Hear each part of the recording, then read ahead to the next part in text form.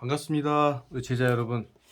벌써 일단 수업이 이제 마무리돼가는 그런 에, 시간이 흘렀네요. 그죠? 벌써 지금 이제 5월 말이 되니까 이제 6월 중순 되면은 이제 수업이 실제로 이제 기말고사 빼면은 뭐 한 두 번 정도 이렇게 나온 것 같은데, 지난 시간에 우리가 이제 설득력에 대한 부분들을 얘기했었잖아요. 그죠? 근데 교수님이 이제 여러분들의 그 피드백, 다시 말해서 이제 그 강의 평가 중간을 보니까, 여러분들이 어떤, 뭐 의견이라든가 이런 것들 교수님이 잘 수용을 해서 더 좋은 수업을 만들어 보려고 노력을 할게요. 어쨌거나 지금 이제 이 수업에 대한 부분들은 여러분들이 알고 있어야 될 부분이 뭐냐면, 이게 수업은 의사소통 능력이에요. 그렇죠? 의사소통 능력. 그러니까 의사소통 능력에서 이 책을 달달달 외워가지고 여러분이 사회생활에 써먹어라. 이거 아니에요. 외울 필요 없어요. 공부할 필요 없어요. 그럼 뭐 하냐? 의사소통 능력에서 가장 중요한 핵심적인 부분들은 일단 여러분들이 그게 왜 중요한지 알아야 되고 왜 효과가 좋은지 알아야 돼요. 그래서 그걸 통해서 내가 늘 우리는 살면서 의사소통을 해와야 돼요. 그건 의사소통이 분명 비즈니스에서의 의사소통만 있는 것이 아니라는 거예요. 의사소통은 여러분 알다시피 친구와의 사이에도 의사소통이에요. 말로 하는 건 전부 다 의사소통이에요. 그죠? 의사소통을 통해서 내 생각이 전달되지는 스킬, 기술, 테크닉 이런 부분들이 사실은 굉장히 중요한 부분인데, 기술 말고 그 기술 안에 근저에 깔려있는 부분이 뭐냐, 바닥에 깔려있는 게 뭐냐, 바로 진정성이에요. 우리가 대화를 할 때 진정성 없는 대화를 사람들이 눈치를 못 채고 그 전부 다 이 뭐랄까 이 멋있는 말, 멋진 말, 뭐 그다음에 이렇게 뭐 윤기가 자르르 흐르는 말 이런 거에 전부 다 현혹돼 가지고 이렇게 될 것 같죠. 사람들은요 그 안에 깔려 있는 복심을 읽어내려고 해요. 제가 저런 얘기를 하는데 저 얘기를 하는 이유가 뭘까? 라고 생각을 해버린다고요. 그래서 오래 멀리 가려면은 여러분들이 관계를 맺을 때 얄팍한 잔머리 수준의 작은 어떤 작을 가지고 접근하지 말아야 돼요. 그럼 어떻게 접근합니까?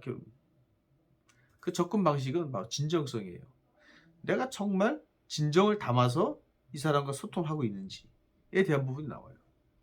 소통의 원칙은 뭐냐면, 저 사람이 내가 얘기하는데 얼마나 잘 흡수할 수 있느냐가 되게 중요한 건데, 그 관계는 바로 대인관계에서 시작이 돼요. 그 대인관계와 의사소통 능력이 따로따로 있는 게 아니에요. 여러분들 2학기 때도 대인관계 능력을 배워요. 그러니까 의사소통 능력과 대인관계 능력이 따로따로 있는 게 아니라 같이 연계되어 있다. 이렇게 보시면 될 것 같아요. 그래서 여러분이 사회생활을 하잖아요. 그리고 항상 우리는 사회라는 게 뭐예요? 두 사람 이상 있으면 사회가 되는 거예요. 사회가 어려운 게 아니에요. 그럼 그 안에 뭐냐? 생각이 다른 생각들이 서로 충돌이 되겠죠. 충돌이 될 때에 그 충돌에 대한 의견을 조율하는 능력. 내가 이게 반드시 옳고 저 생각이 반드시 그르다라는 개념이 아니라 다르다는 것을 알고 조율해 나가는 것. 이게 바로 의사소통 능력이에요. 조율을 한다. 조율을 한다. 우리가 고려 때 거란이나 여진족이나 이럴 때 저 서희 장군 알죠? 서희 장군이 전쟁하지 않고 육진을 얻어냈어요. 그죠? 육진이면 우리가 지금 두만강 이 압록강 이 뒤쪽이에요. 그러니까 일종의 간도 땅 근처겠죠? 거기에 있는 땅을 말로 그 땅을 얻어냈어요. 그건 명분이거든요, 명분. 그 사람이 그걸 줄 수밖에 없는 명분을 여기서 만들어 간 거거든요. 여러분들 그 명분에 대한 부분을 잘 아셔야 돼요. 명분 없는 의사소통은 이 안고 없는 찐빵하고 똑같아요. 안고 없는 찐빵이 무슨 맛이 있겠어요? 우리는 말에도 향기가 있어요. 그 향기를 어떻게 내뿜느냐에 따라서 그 사람이 그 향기에 취해서 자기 마음을 내놓게 될 때에 비로소 의사소통에 대한 결과가 나오는 거예요. 자, 비근한 예를 보자고요. 우리가 차를 사잖아요, 차를. 차 살 때 여러분들 이제 나중에 차를 살 거 아닙니까? 그럼 차는 누구한테 살까요? 첫째, 전시장을 방문한다. 그럼 그 안에 누가 있죠? 영업사원 있겠죠. 그럼 또는 전화해서 영업사원을 오라고 할 수도 있어요.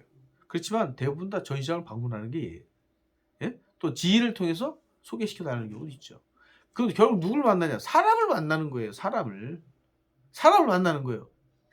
근데 그 사람을 보고 차를 선택한단 말이에요. 차만 보고 선택하면 영업사원이 다 필요가 없어요. 다 필요가 없어요. 왜? 차만 보면 선택하면 되니까. 근데 우리는 그 차에 대해서 내용을 잘 모르잖아. 그 차가 기능이 어떤지. 상대적 비교를 하려면 우리 공부를 해야 되는데. 그럴 정도 여러분 시간이 없잖아요. 그래 뭐냐? 내가 알고 있는 상식과 지식과 정보를 가지고 전시하고 내 스타일이 이렇습니다 라고 하면 그 스타일은 이렇게 장점이고 그 유사한 건 이렇고 경쟁차는 이렇습니다. 그리고 조건, 내가 가진 돈은 얼마큼인데 이 조건으로 살 수 있는 방법을 또 제시하고 이후에 AS는 어떻게 할 거며 이런 것들을 어떻게 해요?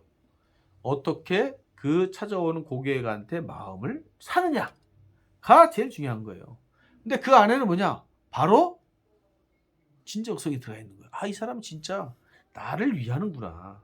아니면 저 사람이 회사의 이익을 위해서 나를 이용하는구나. 이게 나온다니까요, 이게 나오니까 우리가 그 진정성을 받아들일 때 마음이 움직여지는 거예요. 마음이 그냥 움직여지는 게 아니라니까요. 다 그러한 진정성 작업을 하지 않고는 마음이 움직이지 않아요. 여러분들이 여기 의사소통 능력 해가지고 뭐 스킬이 막 나와요. 어떤 걸 뭘 해라. 그 기술은 이런 기술이다. 다 좋아요. 근데 그 기술 아래에 깔려있는 그 근저에 깔려있는 그 근간 뿌리는 뭐냐? 바로 내가 순수하고 진정성 있고 그 사람을 위하고 이런 정말 그 어떤 이 진정성 있는 마음들이 전달되지는 순간 여러분들이 좀 어느래도 다 전달되지게 됐어요. 말을 기가 막히게 하는데 진정성이 떨어져요. 그 사람 오래 못 가요. 여러분들 회의에서 내가 이 PPT를 엄청 오랫동안 만들었어요. 밤을 새서 만들었어요. PPT를. 근데 그 PPT를 설명하는 능력은 의사소통 능력이에요. 의사소통 능력인데 이 의사소통 능력이 부족하게 되면 PPT 잘 만든 게 효과를 발휘 못하게 되겠죠. 그럼 뭐예요? PPT를 어떻게 논리적으로 설명할 것인가? 그리고 어느 부분에서 강조할 것인가? 그리고 지루할 때쯤 돼서 내가 이 부분의 예를 어떻게 인용을 할 것이냐? 사례가 유사한 사례는 어떻게 할 거냐? 경쟁 회사와 비교를 어떻게 해서 이 사람들한테 이 제안이 적절한지에 대한 거를 필요할 것인가? 이런 것들이 복합적으로 다 깔려 있어야 되는 거예요. 중요한 게 또 뭐냐? 단순해야 돼요. 단순해야 돼. 복잡하면 사람들이 핵심을 벗어날 수가 있어요. 우리가 의사소통할 때 말이 많은 사람이 있어요. 그런 거 여러분 겪어봤죠? 무지하게 많이, 대화는 무지하게 했어요. 근데 남는 게 없어. 뭔 얘기한지도 모르겠어요. 저 사람이 저렇게 얘기했는데 뭔 얘기한 거야? 뭘 얘기하려고 하지?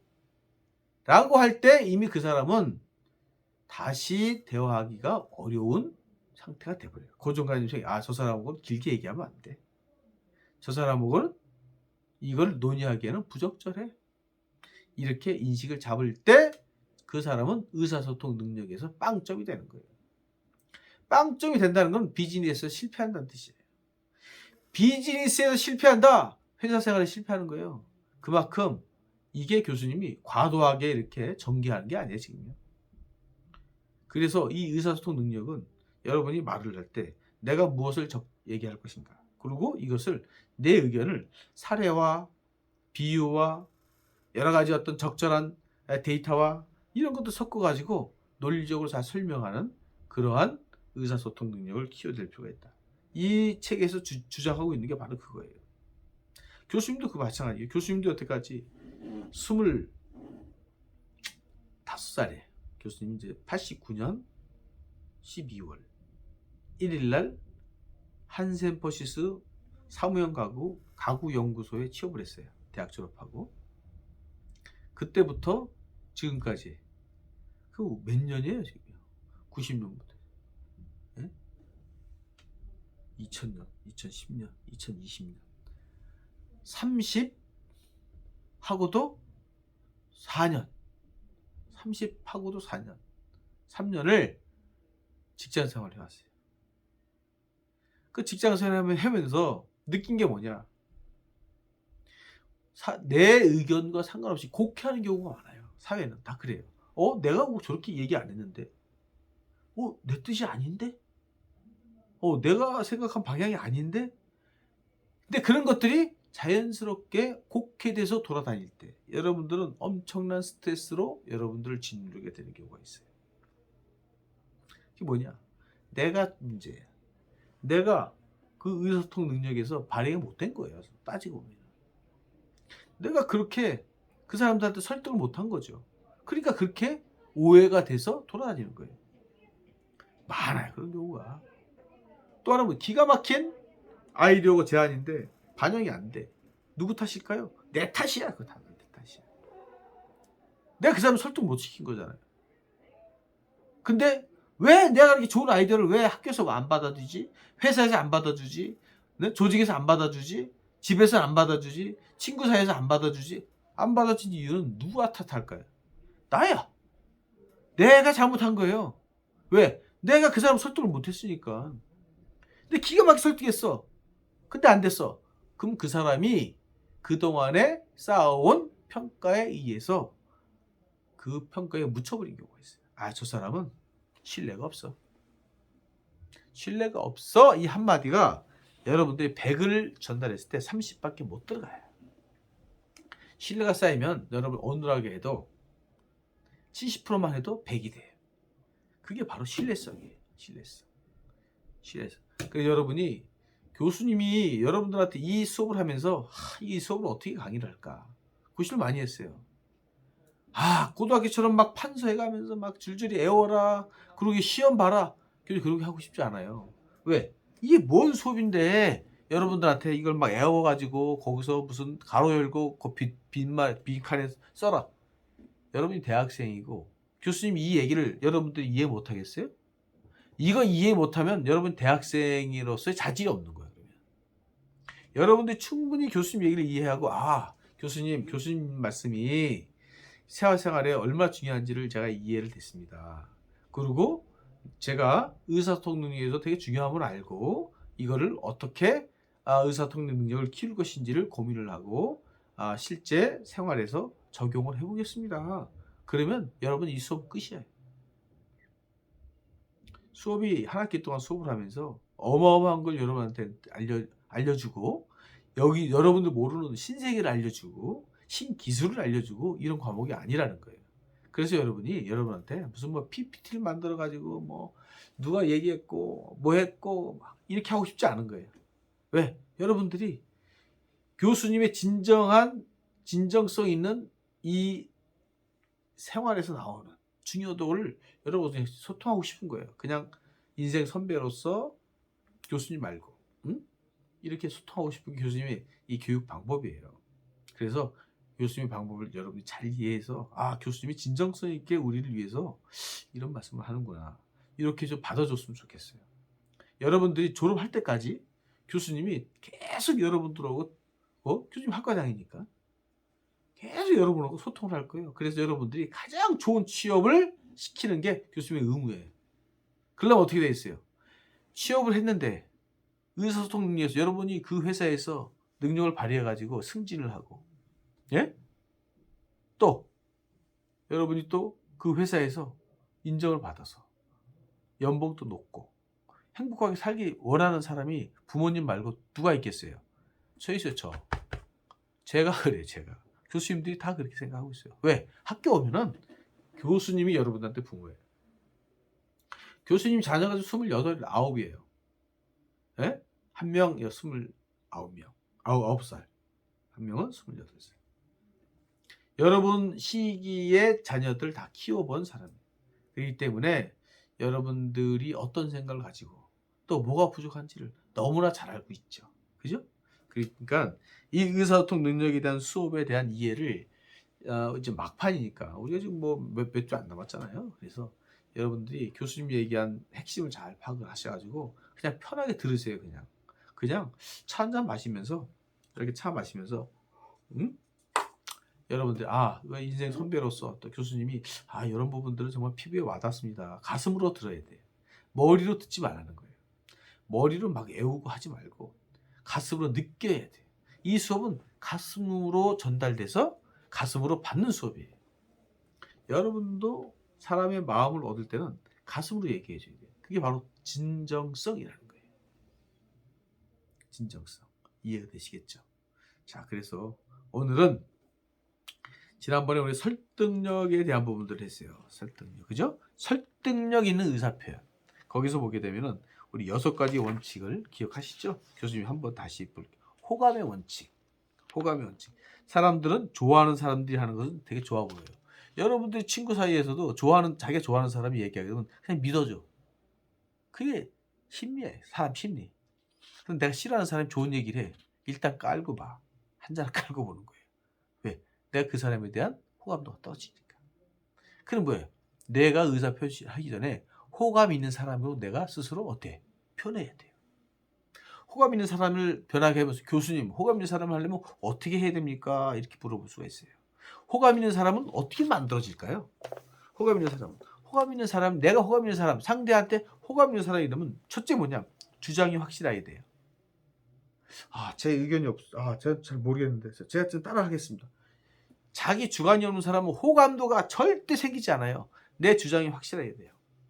내 생각은 이렇습니다. 라고 확실하게 얘기할 수 있는 주관이 뚜렷해야 돼요. 그게 바로 호감의 첫 번째 길이에요. 내 주장이 없는데 누가 자기를 좋아하겠어요? 자, 이런 의견이 있어요. 여러분도 어떻습니까? 저는 의견 동의합니다. 그렇지만 거기에 제 생각은 이렇습니다. 라고 얘기하는 자기 주장에 대한 명확한 자기 색깔을 드러내지 않는 사람은 자기가 무슨 색깔인지도 모르는데 나를 좋아해달라고 누가 얘기를 하겠어요? 자기 색깔을 분명히 드러내. 그게 바로 호감이에요.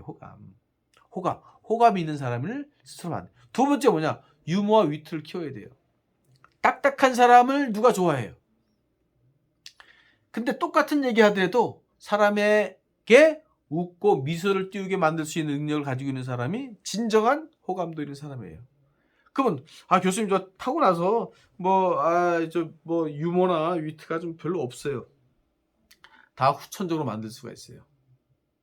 그래서 재미난 얘기를 기억했다가 재미난 얘기를 또 하고 또 연결해가지고 재미난 얘기를 또 응용을 하고 이런 것들 하면서 사람들한테 어떻게 우리가 아파트 살면은 뭐가 문제가요? 우리 정원이 없잖아요. 물론 아파트에 정원이 있는데 단도축되게 살게 되면 자기가 꽃을 가꾸고 누릴 수 있는 또 정원이 생기겠죠. 예?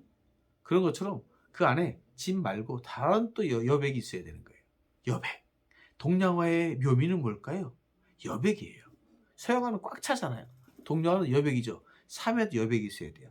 우리는 말에도 여백이 있어야 돼요. 여백이 뭐냐라고 할 때는 바로 그 안에 메시지 전달하는 주 내용, 텍스트가 있으면 그 나머지 여백은 바로 위트와 유머예요.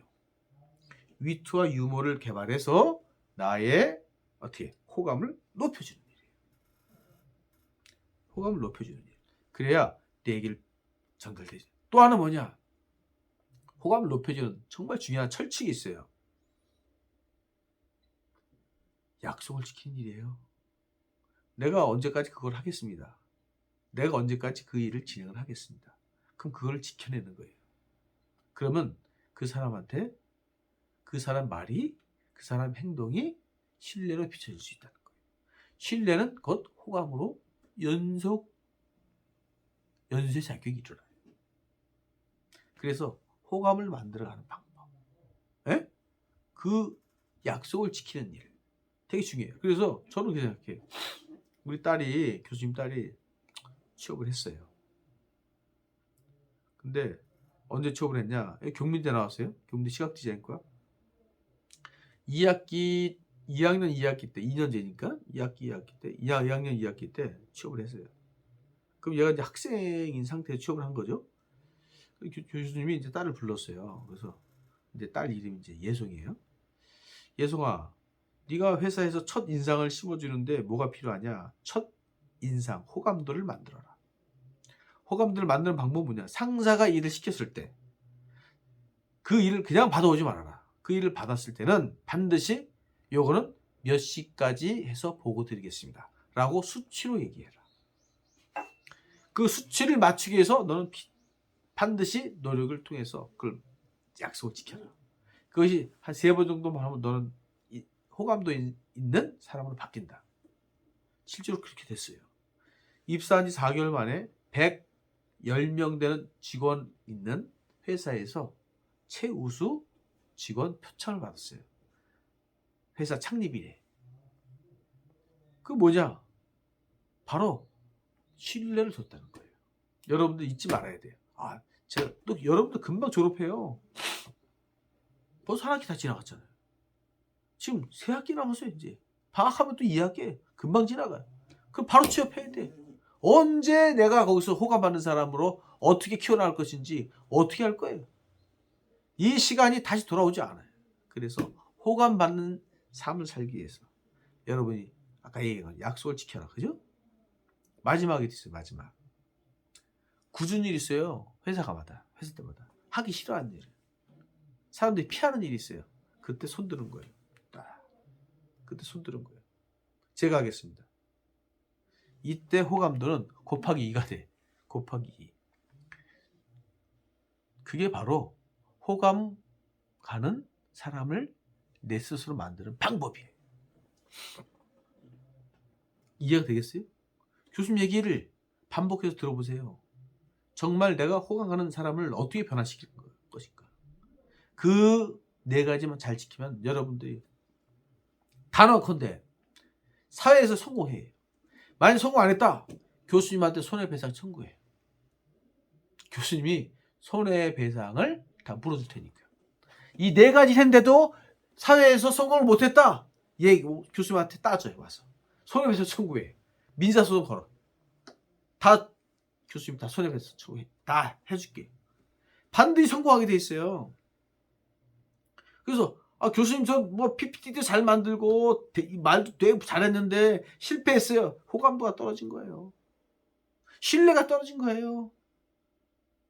그동안 여러분들이 가지고 있는 이미지가 그렇게 부정적인 사람이라는 것을 알고 여러분들이 진행을 해야 되는데 이미 부정적이고 소극적인 사람들. 교수님이 제일 싫어하는 사람이 뭔지 아세요? 어떤 사람인 줄 아세요? 어떤 일을 누가 제안했어요. 비판부터 하는 사람이 있어요. 정말 혐오스러운 사람은 뭐냐면 안 되는 것만 얘기해. 이래서 안 된다. 저래서 안 된다. 그래서 위험하다. 잘 생각해 보세요. 여러분 회사 들어갔어요. 여러분 회사 들어갔는데 누가 제안을 해요. 근데 어떤 사람이 안 되는 걸 얘기해요. 이래서 안 된다. 전에서 해보니까 안 되더라. 그리고 이건 문제가 있다. 여러 가지 있어요. 부정적인 얘기 쏟아질 때에 그 사람이 여태까지 해온 것들을 보세요. 해온 게 하나도 없어요. 여러분들 혁신이 뭔지 아세요? 변화예요. 근데 안 되는 일이 회사나 이런 없을 것 같아요? 불만이 없는 줄 아세요? 불만이 있으니까 불만을 해소를 할 수 있게끔 하는 사람 누굴까요? 나예요, 나. 회사에 이게 문제가 있다. 그 문제 누가 해결할까요? 내가 해결해야 돼. 내가 해결하라고 당신 뽑은 거야. 이거예요. 나한테 월급 왜 주겠어요? 나한테 월급 왜 줘요? 회사가 여러 가지 해야 될 일이 많다. 근데 그 회사에서 이러이러한 점이 문제가 되고 이런 것이 개선할 점이 있다. 그러면 개선할 점이 있을 때 누가 할 거예요? 누가 해야 돼요? 내가 하는 겁니다. 내가 하라고, 나 하라고 그거 뽑은 거예요. 여러분이 마찬가지예요. 여러분 회사 가면 손을 들어요. 굳은 일, 하기 싫은 일, 멀리 출장 가는 일 먼저 손 들어요. 여러분들 호감도가 확 생겨요. 그러면 여러분들이 반드시 동기 중에서 먼저 승진하게 돼요. 여러분들의 연봉은 누가 결정하냐? 여러분이 결정하는 거예요. 회사 사장이 결정하는 게 아니에요. 여러분이 3천만 원을 받을 수 있을 만큼의 일을 하면 3천만 원이 나오는 거예요. 근데 3천만 원이 아니라 5천만 원을 받아야 되는데 3천만 원을 주게 되면 여러분 어떻게 돼 있어요? 저 사람은 다른 데 갈 것이다. 그 여러분은 놔두질 않아요. 다른 데서 5천만 원을 주고 빼가요. 그게 프로의 세계예요. 우리 프로야구, 여러분들 프로야구 봅니까? 프로야구를 보게 되면 그 연봉이 다 있어요. 아, 똑같은 사람들인데 왜 이렇게 연봉 차이가 날까? 프로는요, 결과를 보고 얘기해요. 결과. 성과를 보고 얘기합니다. 프로는 성과를 보고 얘기해요. 성적을 보고 얘기하는 거예요. 근데 예를 들어 가지고 2할 타자, 3할 타자가 있어요. 2할 타자가 연봉 2억을 줬어요. 3할 타자 2억을 줬어요. 그러면 2억보다 더 줄 수 있는 구단에서 그 사람 빼가는 거예요. 그럼 이 사람은 그쪽으로 가는 거예요. 왜? 돈 많이 주는 대로 가는 거예요. 그게 프로예요. 여러분들 회사 가면 아마추어가 아니에요. 프로예요, 프로. 프로이기 때문에 여러분들 스스로 연봉은 누가 결정할까요? 여러분이 결정하는 겁니다. 내 연봉은 내가 결정하는데 나는 월급이 작아. 아, 나 불만이야. 불만할 시간에 연봉 키울 수 있는 자기 경쟁력을 만들어야 돼요. 그러면 자기 경쟁력을 어떻게 만들어야 돼요? 회사에서 필요한 스킬을 여러분이 배워야 돼요. 무기를 장착하는 거예요. 여러분한테 기본적으로 소총 하나씩 줘요. 총. 전쟁터에서. 근데 소총 하나 가지고 간 병사와 박격포탄하고 수류탄을 가지고 총까지 겸비한 병사하고 싸우면 누가 이길까요? 무기가 많은 사람이 이기게 되는 게 바로 전쟁터예요. 그러면 교수님, 사회생활하고 전쟁터 갔습니까? 같아요. 같아. 사회생활 다 전쟁터야. 그렇지 않아요? 내가 사회에 나가가지고 어떤 사업을 하는데 내가 저 일을 따지 않으면 다른 회사 따가요. 그게 전쟁터지 뭐예요, 그게. 내가 무기가 없어가지고 계속 져요. 도태가 돼요. 그게 전쟁터지 뭐예요, 이게. 바로 전쟁터예요. 여러분들은 사회 전쟁터입니다. 그러면 교수님 저는 지금 소총 하나밖에 없는데 어떡하죠? 무기를 만들어야지. 어떻게 할 거예요, 지금? 그럼 무기 어떤 무기일까요? PPT 만드는 방법을 제 기술을 알고 있습니다. 포토샵 할 줄 압니다. 일러스트 작동할 수 있습니다. 할 수 있습니다. 예? 교수님, 저는 마케팅에 대한 부분들을 많은 책을 읽어갖고 원리를 알고 있습니다. 교수님, 저는 의사소통에서 영업 능력을 뛰어납니다. 교수님, 저는 영어를 잘 할 수 있습니다. 교수님, 저는 부지런합니다. 다 스킬이에요. 다 스킬이에요. 그런 스킬 여러분들이 갖추지 않고 그냥 여기서 어영부영 시간 다 때우다가 소총 달랑 한 자루 가지고 전쟁터에 나가가지고 여러분들 후퇴만 하는 거. 후퇴. 전진을 못해. 왜? 총 한 자루밖에 없으니까. 중간중간 막 슈트에 날라와. 후퇴. 여러분 인생이 후퇴가 되는 거예요. 인생에서 후퇴가 되는 거예요. 그러고 나서 후퇴된 다음에 비관하는 거예요. 나는 왜 이렇게 안 풀리지? 내 인생은 왜 이렇게 고롭지? 괴롭지? 여러분이 해야 될 일입니까? 여러분 그 나이 때 후퇴해야 되겠어요? 여러분이 그 후퇴해가지고 여러분 인생을 여러분 스스로 개척할 수 있어요? 여러분이 교수님 얘기 이것이 있잖아요. 되게 중요한 얘기예요. 전쟁터에 나가서 여러분의 경쟁력을 만들어가는 일. 지금 내가 어떤 것을 무기를 장착할 것인가 써봐요. 그리고 인강을 듣든 또 학원을 다니든 어떠한 수단과 방법을 가리지 않고 다른 사람보다 무기를 더 하나씩 장착을 해가세요.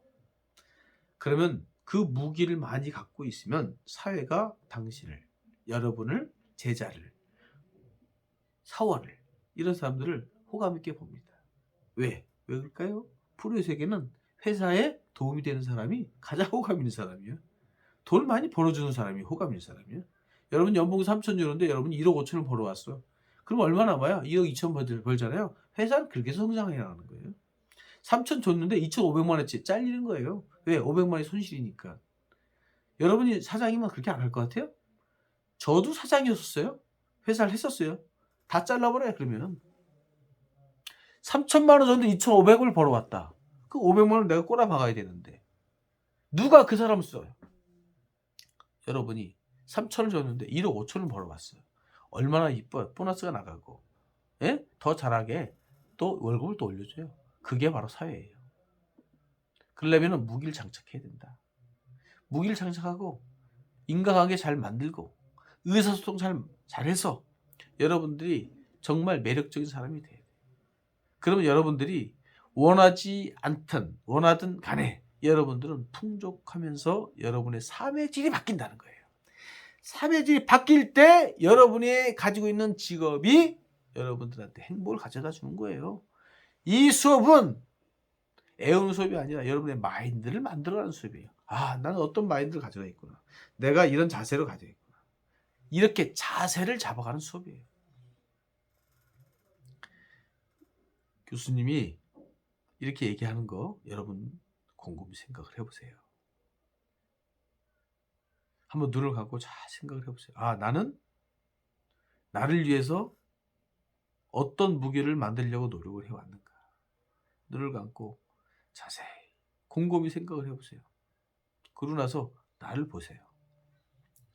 거울을 보세요. 그러면 홍길동이다. 그러면 길동아, 너는 길동이한테 얘기하는 거예요. 길동아, 너는 인생에서 단 하나밖에 없는 지금 이 시간, 이 날짜에 너는 어떤 꿈을 꾸고 있느냐? 어떠한 계획을 세우고 있느냐? 그리고 어떻게 너를 경쟁력 있게 키워나갈 것이냐? 가고 있느냐? 넌 지금 무엇을 하고 있냐? 한번 물어보세요. 정말 무의미하게 보낸 하루가 어저께 죽은 사람이 그렇게 간절하게 살고 싶었던 그 하루였어요. 잊지 마셔야 돼요. 그 하루를 살기 위해서 얼마나 몸부림치고 손을 부여잡고 가슴 찢어지는 가족과 이별을 하게 되는 거예요. 그 하루를 살기 위해서. 누구나 죽습니다. 삶은 그렇게 소중한 거예요. 여러분들이 무의미하게 보낸 그 하루가 여러분의 삶을 좀먹고 있어요. 여러분의 삶 속에서 그 무의미하게 보낸 하루가 쌓이고 쌓일수록 여러분들은 이후에 삶 자체가 어떻게 되겠어요? 빈곤으로 빠져들어갑니다. 알겠죠? 교수님 얘기 잘 이해를 하셔야 돼요. 호감 있는 사람이 되라. 상호성의 법칙. 서로 내가 무엇을 줬다. 무엇을 받아야 되잖아요. 받기 위해서 주는 건데 받으려고 하는 게 100이 되면 안 돼. 100을 주고 60을 받아야 돼. 그런 전략을 가져야 오래 갑니다. 다시 말해서 내가 그 사람을 내 마음을 얻기 위해서는 그 사람이 간절히 원하는 거를 줘야 돼. 간절히 원하는 걸 내가 준비해서 먼저 주고 그 사람을 통해서 내가 원하는 걸 받아내는 게 그게 바로 상호성 원리예요. 이해를 하세요? 사회적 증거의 법칙. 이게 뭐냐면 이 남들이 많이 하는 것들, 그 다음에 이런 어떤 그 사례들 있잖아요. 사례들. 이런 것들이 사실 증거가 되는 거예요. 증거, 사회적 증거. 이제 그런 거를 기본적으로 깔고 거기에 대입을 하게 되면 신뢰가 쌓여요. 신뢰가. 그렇기 때문에 그런 부분들을 활용을 하고. 일관성이 뭐예요? 여태까지 나는 이 부분에 대해서 이런 생각을 가지고 있다라는 것을 끊임없이 이 일관성 유지해야 그 얘기가 신뢰가 되지. 조속간에 변하고 조속간에 다르고 어제 얘기한 게 그 다음날 다르고 그 전에 그렇게 했는데 넌 왜 또 이렇게 얘기하지? 예를 들어서 내가 대우자동차 너무 좋다고 하고 현대자동차 안 좋다고 다 설명하면서 10년 동안 단위 영업사원을 했는데 현대자동차를 옮기면서 대우자동차 안 좋고 현대자동차 좋다 그러면 누가 믿겠어요? 그거 누가 믿겠어요? 일관성이 없는 거잖아요. 그죠? 일관성 없는 거예요. 그런 것처럼 일관성을 유지해라. 권위의 법칙. 이건 누구나 활용하는 설득 방법이에요. 권위 있는 사람, 권위 있는 분야를 인용을 하는 거예요.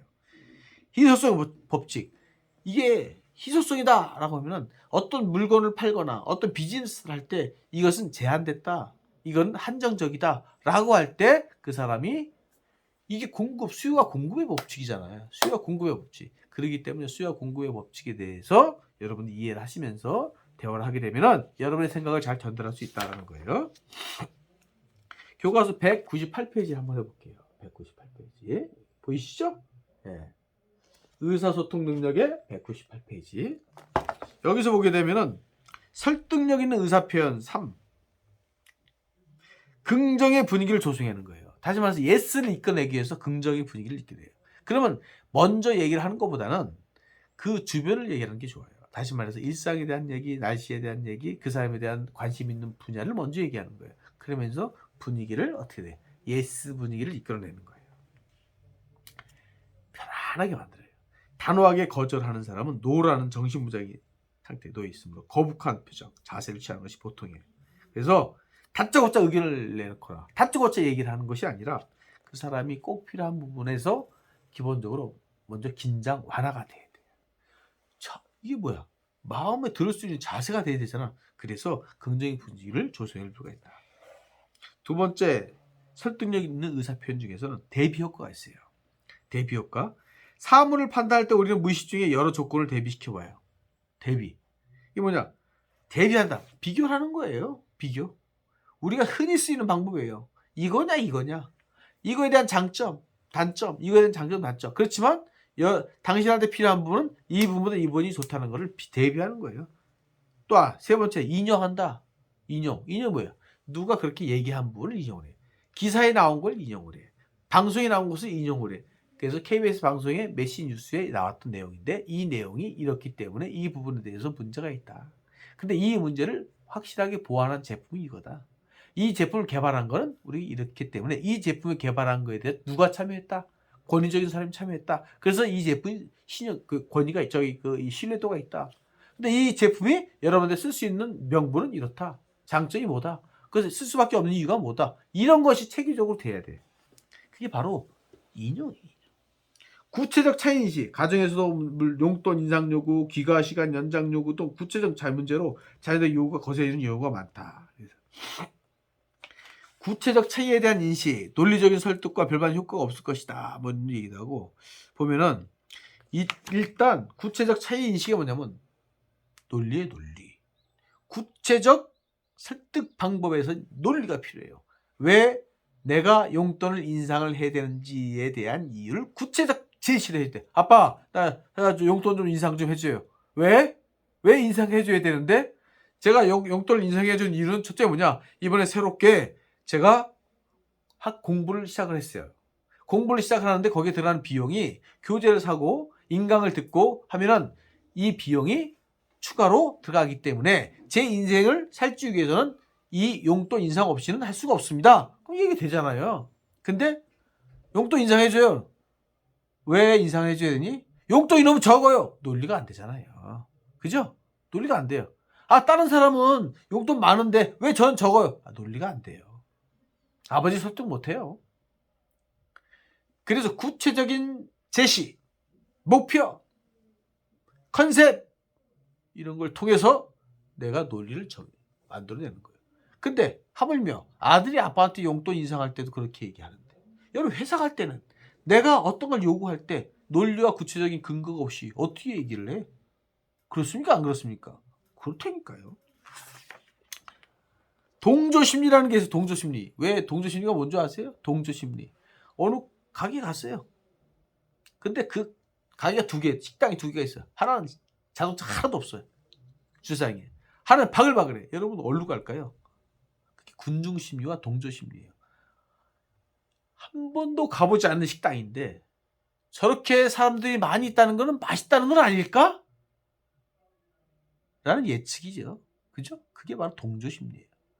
바로 옆에 사람들이 5명 있어요. 내가 얘기하는데 3사람이 와 그거 굉장히 좋은 아이디어인데요? 나는 저거 아닌 것 같은데 얘기를 못해. 이미 대세가 흘렀다는 거예요.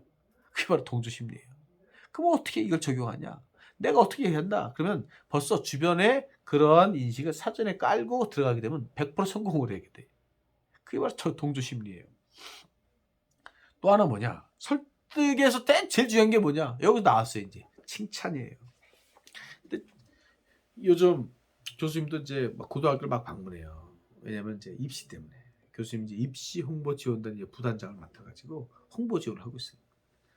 그러면 그 학교를 칭찬을 먼저 해줘요. 그리고 여기 다니는 재학한 학생들도 칭찬을 해요. 칭찬을 통해서 마음의 문을 여는 거예요. 마음의 문을 쫙 열어주는 거예요. 마음의 문을 쫙 열어주고 나서 내 메시지를 집어넣어줘야지. 문도 안 열었는데 막 집어넣는다? 닫힌 거에다가 그냥 던지는 거하고 똑같아. 예? 철문 닫혔는데 거기다 막 집어 던지는 거야. 그럼 어떻게 해요? 철문만 지저분해져. 나중에 인간관계가 더 이상해지는 거예요. 그게 바로 이 설득력 있는 의사 표현에서 중요한 포인트가 바로 칭찬이라는 거예요. 칭찬을 해. 마음의 문을 열어라. 잠깐만 지금 교수님이 얼마큼 했는지 한번 확인 좀 할게요. 예, 이제 얼추 다 됐어요. 그래서 오늘 설득력 있는 12가지 또 법칙이 또 있어요. 이게 논쟁을 잘 이용하는 유일한 방법은 논쟁을 피해요. 어떤 문제가 딱 됐어. 그 사람 막 논쟁을 해. 안 돼. 논쟁을 하면 안 돼. 예? 들어야 돼. 왜? 이미 마음의 상처를 받아. 그럼 그 다음부터 끝이야. 다른 사람의 의견을 존중한다는 걸 보여줘요. 당신이 틀렸습니다. 라는 말은 절대 하지 말아요. 당신 말 틀렸습니다가 아니라 당신 의견은 그렇군요. 제 의견은 이렇습니다. 이렇게 가야 돼요. 그 다음에 내가 얘기했는데 틀릴 수 있잖아요. 재빨리 인정을 해야 돼. 자꾸 변명하면 안 돼. 구차해져. 초라해지는 거예요. 그러면 이미 끝나는 거예요. 그렇습니까? 그건 제가 실수했군요. 그건 정정하겠습니다. 바로 가야 돼요. 상대가 즉시 네네라고 말하게 해. 했는데 대답이 없어. 그 뭐냐? 마음속에 이미 예스가 안 된 거야. 예스가 안 된 거야. 그러면 네라고 얘기하실 정도로 얘기해줘야 돼. 또 하나 상대가 더 많이 얘기하게 해줘야 돼. 내가 30% 얘기하고 상대가 70% 얘기할끔 들어줘요. 그게 설득력 있는 의사표현이에요. 다른 사람 관점에서 보려고 진심으로 노력을 해. 진심이 나오죠 또? 그 사람 입장에서 사정이 그렇군요.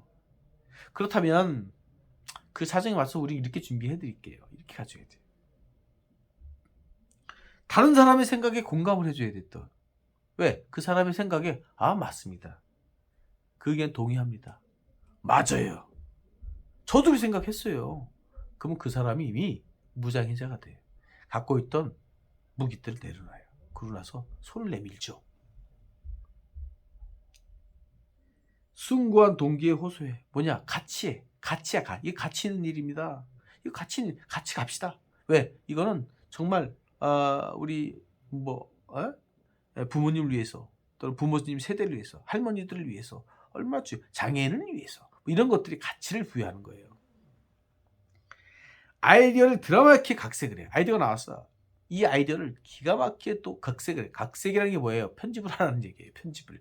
이거 뭐냐? 강점을 강조하고 약점을 약화시키고 강점을 포장을 해라. 이런 얘기예요. 그래서 그거를 받는 사람이 감동을 불러일으키게끔 해라는 얘기예요. 그게. 그 다음 뛰어나고 싶다는 욕망을 자극해라. 여러분 왜? 자극을 욕망을 해야 자극을. 욕망을 자극을 해야 돼. 그래야 이 사람이 열심히 뜁니다. 이 사람이 그 길을 받아들여요. 자, 오늘은 여기까지 수업을 좀 하겠습니다. 수고 많으셨습니다. 고맙습니다.